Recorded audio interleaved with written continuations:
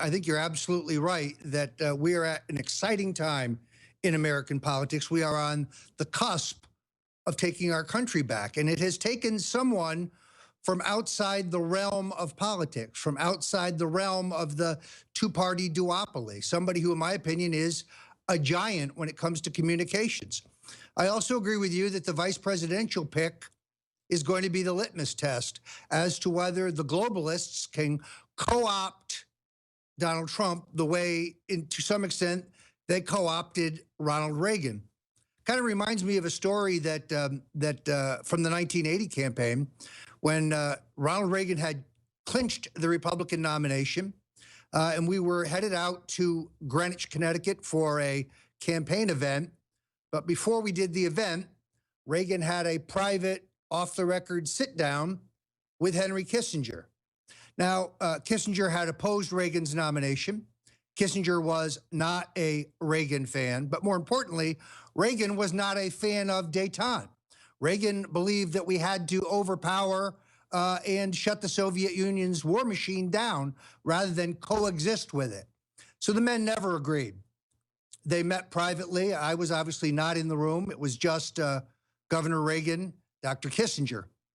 When he emerged from the meeting 45 minutes later and he got back in the car, I said, well, Governor, how was your meeting with Dr. Kissinger? He just shook his head and he said, God, the guy smelled like garlic. It was awful. So wow. I think you have a very analogous situation here. I've known Trump 30 years. His ideas, whether it is NATO or whether it is our fiscal situation or if it is our ridiculous trade policy, these are hard-formed personal views that no one is going to change. Not Dr. Kissinger, not the Council on Foreign Relations, not the elites of the Republican Party. So when it comes to the question of the vice presidency, I must tell you, I put my complete and total faith in Donald J. Trump.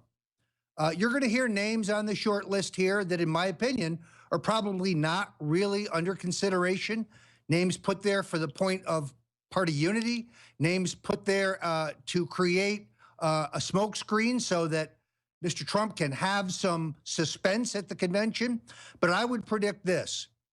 The nominee will be a nationalist, not a globalist.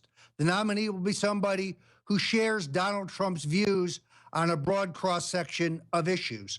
Now, he has, as you know, thrown out some names and talked about a short list and a vetting process. But at the end of the day, there's only one man on the planet who knows what Trump is going to do, and that's Trump. This process is not being managed by his campaign manager, Corey Lewandowski. It is not being managed by the very able lawyer that he's brought in to assist in the vetting, A.B. Culverhouse, who I know well from the Reagan administration, a good man, a patriot. But at the end of the day, only one man's going to make this choice, and I put my full faith in Donald Trump. That's exciting. It's also common sense. If he's a nationalist, peace through strength, a patriot, a constitutionalist, and a free marketer, Trump is going to end up picking somebody that's similar to him or almost exactly like him because he doesn't really like to, to compromise on base values.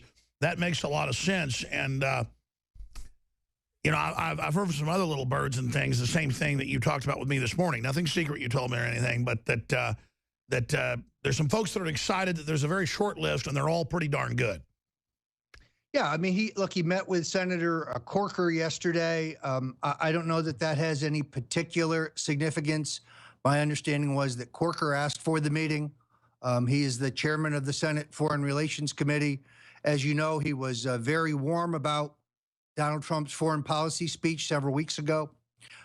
There's obviously some pressure from some of the party people to take John Kasich on the argument that he would bring you on Ohio.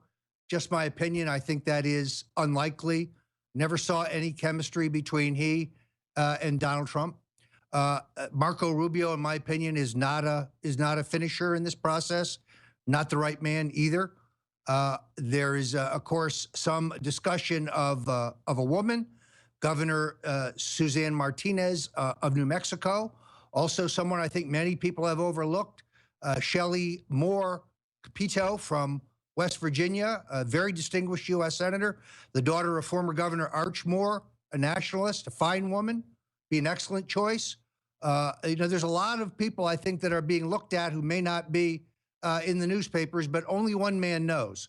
So I just want to reassure those in your audience who see some of these globalists and have their names tossed around. I'm not afraid. I think at the end of the day, Donald Trump will make the right choice.